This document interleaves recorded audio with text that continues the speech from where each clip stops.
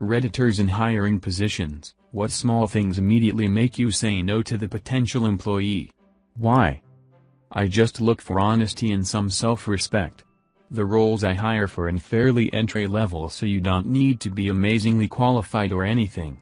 I get a lot of young people for interviews, and what annoys me the most is when they arrive dressed in casual clothes. I don't disregard their application over clothes, but I do sit and wonder why their friends or parents or partners let them come to an interview in such sloppy clothing. That said, I did have a weird one. I hired a guy from a group-like session, as he was probably the best and most confident person on the day. After hiring a few weeks in, he starts to become unreliable with his late finishes. When I ask him what's up with that, he comes in one day on his day off and says he needs to speak to me. He then tells me that he will be resigning because he can't make the later working hours, and that he's sorry for letting me down and appreciates us giving him a chance. Then he lifts up his jean leg and shows me an electronic tag on his ankle. Turns out he was released from prison 2 days before my interview, and said he never brought it up because in a room full of people, why would anyone employ the ex-con?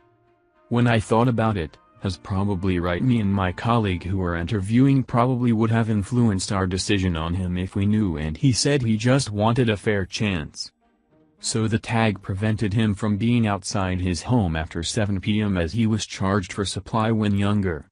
I ended up calling the parole officer in the HMRC and eventually altering his curfew on the basis that I said he would have to be jobless if they didn't, and if you don't allow him to have a legitimate job, what are the chances of him re-offending gonna be? Ended up being one of best employees for a while. We were looking for engineers, and we had this guy apply. He had a pretty sizable amount of relevant experience to the job despite being a fresh graduate, and had experiences and training in other fields related to the production industry. I asked him what position he was applying for and offered him the assistant production engineer based on his credentials alone. He looked at me with a disgusted face, like I just insulted him. I asked him what was wrong, and he replied, nothing really. It seems like a pretty good position, but I want something better, because I can clearly see you are impressed by my resume. I took the bait, and partly also due to our immediate need for engineers, asked him what his preferred position would be. He immediately answered that he wanted a supervisory position, like the general production manager. I asked him why he wanted such a position. His reply? Seems like one of those jobs where I can sit in the office and play games on my phone all day without having to actually do anything. I quickly gave an excuse to end the interview right there and just told him we would call him. We didn't. Moral of the story? Never tell your potential employer you just want to sit on your ass all day and do nothing.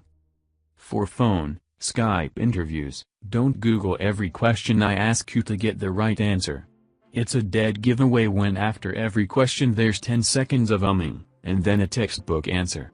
You'll be surprised how often this happens. Showing up late for an interview already puts you in the hole.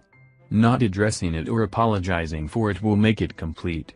Turn a negative into a positive and show you have accountability. Not addressing it shows you don't have respect for me and my time. This.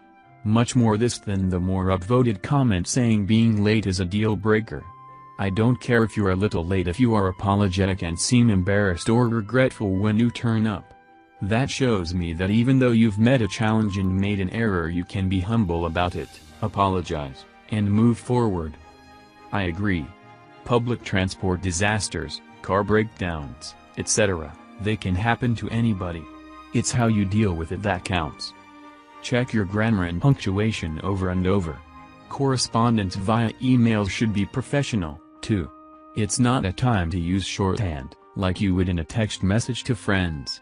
Bad grammar in emails usually catches my attention right away, in a negative way. There was a young woman interviewing for a position with me who was very creative and extremely qualified. However, her written correspondence was so poor with me that I knew she'd do the same thing with external clients, and she didn't get the position because of this. 2. I'll usually hire someone who is coachable and has a great attitude over someone who might have more experience, but doesn't get along well with others. One's attitude really is a game changer, and I'm more prone to hire those with a positive outlook on life. 3. If you want an in with a company, don't always go straight to the top. Maybe reach out to a lower-level employee and learn from them and get tips.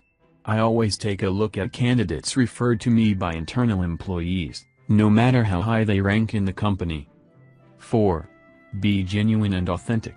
I love candidates who straight up tell me, "Look, the last few years have been really hard for me. I jumped around jobs, and looking back, I realize I could have stuck them out longer. But I learned from the experience and I want to do better." We are humans, too.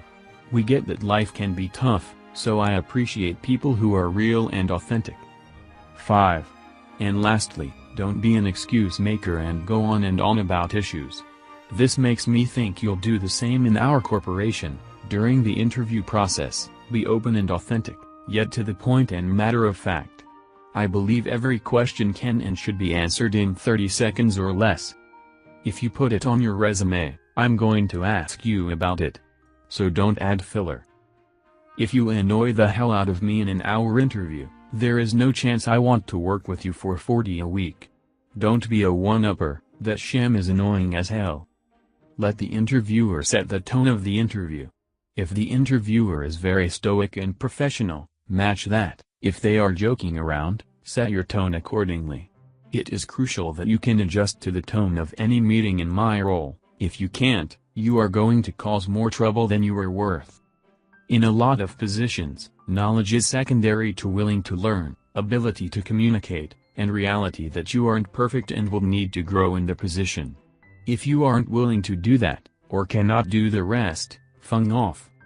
When someone comes for the interview and doesn't say hello or is rude to the secretary, the receptionist or the cleaning worker, we will not hire them. One last thing. If you have an objective on your resume, make sure it applies to the job at my company. I can't tell you how many times people have an objective about getting a job in XXXX, that is not my company. Remember to update this.